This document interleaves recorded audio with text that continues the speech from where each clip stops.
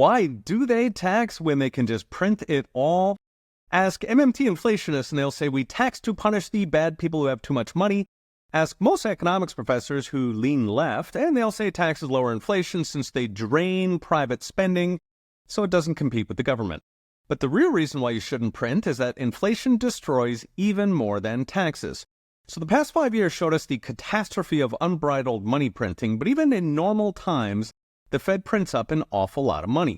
In the 5 years before 2019, the Fed printed up directly and indirectly about $800 billion per year.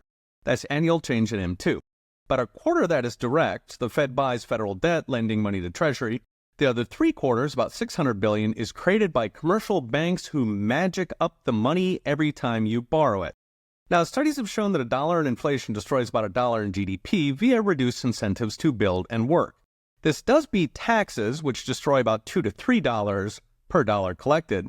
But spot the problem. Printing $800 billion only raised $200 for Treasury. The rest was gobbled up by Wall Street loans. That means to get the same amount from inflation, you'd have to destroy 4 times as much. Not $1 with inflation, but $4. Of course, it doesn't have to be this way. You could cut off Wall Street by raising reserve ratios, putting limits on bailouts, or ending fractional reserve. Alas, you go to war with the system you have, meaning that 4-to-1 ratio is here to stay. Still, for fun, what if we did it differently? What if Treasury just printed all $800 billion? After all, that would replace fully a third of income taxes, toss in Trump's tariffs, and you are close to abolishing the income tax. In that case, in terms of GDP, you would be better off than taxing. Thing is, GDP is only half the story. The other half is wealth.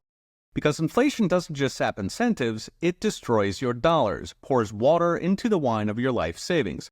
To illustrate, Americans own about $31 trillion in bank deposits and bonds. A bond is essentially a dollar with an interest rate, along with $3 trillion in pensions that are not adjusted for inflation. Set that against $13 trillion in mortgages where you actually make money with inflation, your mortgage melts away, and it nets out to $21 trillion in dollar exposure for Americans, meaning a 1% rise in inflation effectively destroys 1% of that, about $200 billion in wealth.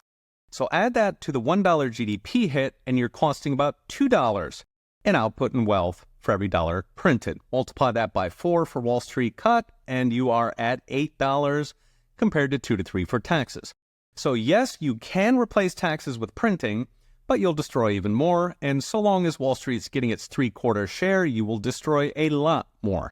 So what's next? Brought to you by Unchained.com. Whether the government taxes or inflates, the common thread is that it destroys much more than it takes. Toss in the stupid crap it blows the money on. I mentioned in a previous video how $1 in bureaucrat salary destroys $158 in production, and it can really add up. Now, if the federal government is going to print money, the proceeds should go to the people, but ideally it prints nothing, backs the dollars with real assets, and taxes as close to nothing as possible.